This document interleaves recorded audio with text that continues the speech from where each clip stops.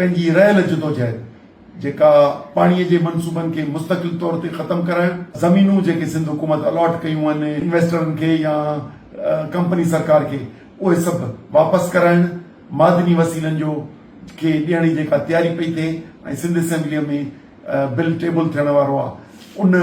जे ख़तरे खे ख़तम करण लाइ अचो त गॾिजी सिंध खे ईअं बचायूं जीअं पोएं साल पाण तहरीक हलाई ऐं 25 में 24 खां हलाई ऐं 25 में कामयाबु कई।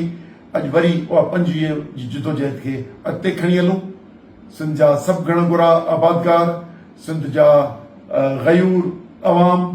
ऐं उहे सभु सियासी पार्टियूं जेके इन खे सिंध जे मसइलनि खे ख़तमु करण लाइ या सिंध जे मसइलनि खे मुंहुं ॾियण लाइ हमेशह मुतहरिक रहियूं।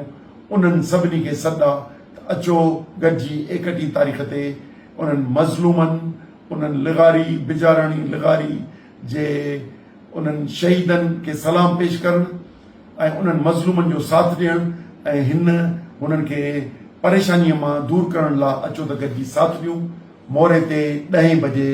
31 अगस्त 2025 ते गॾु थी यकजहत जो इज़हार करियूं ऐं इन कामयाब जदोजहद जे ज़रिए रियासत खे हुकूमत खे ॿुधायूं त इहा तव्हांजो नाजाइज़ इहो